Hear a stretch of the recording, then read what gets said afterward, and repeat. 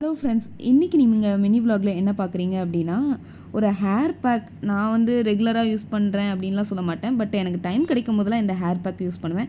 அதனால் உங்களுக்கு இந்த வீடியோவில் ஷேர் பண்ணுறேன். ஒன்றும் இல்லை, ஜஸ்ட்டு ஒரு செம்பருத்தி இலை, ஒரு கொஞ்சோண்டு செம்பருத்தி இலை, ஒரு 2 செம்பருத்தி பூ, அப்புறம் ஆவாரம் பூ வந்து நான் நிழல்ல உலர்த்தி பொடி பண்ணி வச்சுருக்கேன். கருவேப்பிலை, ஒரு 2, 3 ஆலோவேரா. இதுதாங்க நான் ஹேர் பேக்குக்கு யூஸ் பண்ணுறது.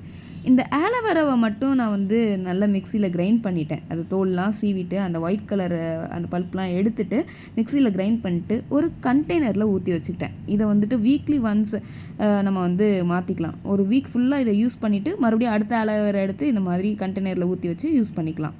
அதாவது ஃப்ரெஷ்ஷாக அரைச்சி இந்த நான் அரைச்சதை 1 வீக் வரைக்கும் நம்ம யூஸ் பண்ணிக்கலாம்.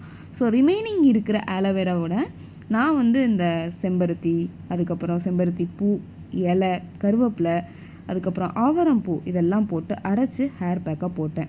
இந்த ஆவாரம் பூலாம் பார்த்திங்கன்னா நான் ஊரில் இருக்கும்போது அதிகமாக யூஸ் பண்ணியிருக்கேன். எப்போவுமே ஹேர் பேக்னால் ஆவாரம் பூ கண்டிப்பாக இருக்கும். ஏன்னா ஹேருக்கு அவ்வளோ டெக்ஸ்சர் கொடுக்கும், உடம்புக்கும் ரொம்ப குளிர்ச்சி அப்படின்ட்டு சொல்லுவாங்க. அண்ட் செம்பருத்தி பூலாம் கூட ஹேருக்கு நல்ல டெக்ஸ்சர் கொடுக்கும். கருவேப்பிலை ஹேர் க்ரோத்துக்கு உங்களுக்கு யூஸ் ஆகும். அண்ட் மருதாணியும் நீங்கள் யூஸ் பண்ணலாம். நான் ஆவாரம் பூ யூஸ் பண்ணுறேன் அப்படின்றதால நான் மருதாணி யூஸ் பண்ணல, ஏன்னா ரெண்டுமே குளிர்ச்சி அப்படின்றதால. ஸோ நீங்களும் இதை ட்ரை பண்ணி பார்த்துட்டு எப்படி இருக்குதுன்னு சொல்லிட்டு கமெண்ட் பண்ணுங்கள்.